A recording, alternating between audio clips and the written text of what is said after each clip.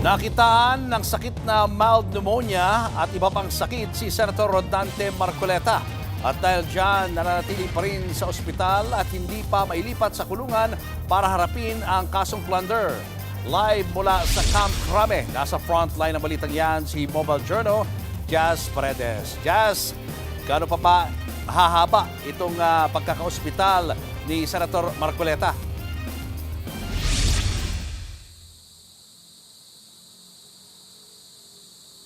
Julius, nananatili pa rin nga sa PNP General Hospital si Senator Rodante Marcoleta 2 araw matapos siyang arestuhin dahil sa kasong plunder.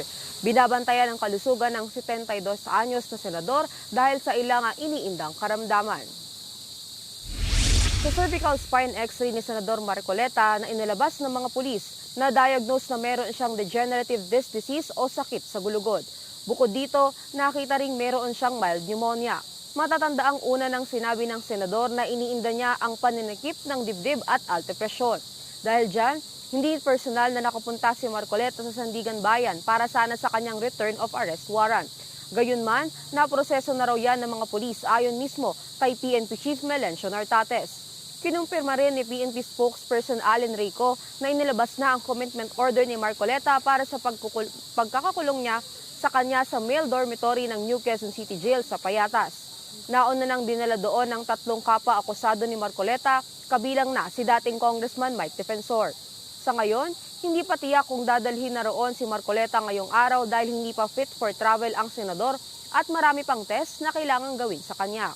Ayon sa Chief ng Internal Medicine ng PNP-GH na si Police Lieutenant Colonel Bellany Bayani, clinically stable pa rin ang senador. Ngunit mas mataas ang kanyang blood pressure ngayong araw. Iniinda na rin daw ngayon ng senador ang pananakit ng leeg at pag-uugong ng tenga.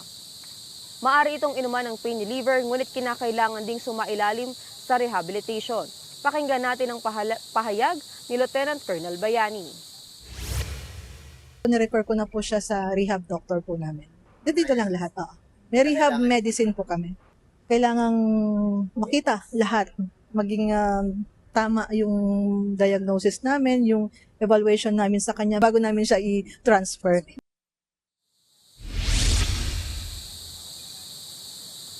Nakita rin sa examination na mayroong cardiomegaly o paglaki ng puso si Senador Marcoleta. Karaniwan naman daw ito sa mga may hypertension. Inaantay pa ang resulta ng kanyang blood chem at 2D echo na maaaring ilabas ngayong hapon o bukas. Pakinggan natin muli si Lieutenant Colonel Bayani.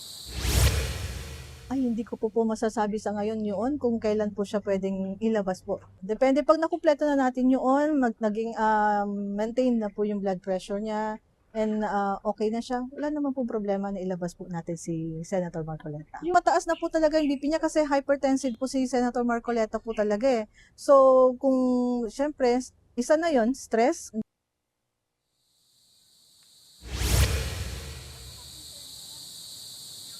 Julius, palsado alas 11 ng umaga kanina ay nakita natin ang pagdating ng may bahay ni Senador Rodante Marcoleta na si Edna Marcoleta. Julius? Maraming salamat, Mobile Journal, Jazz Paredes. Mga kapatid, Julius Babaw po.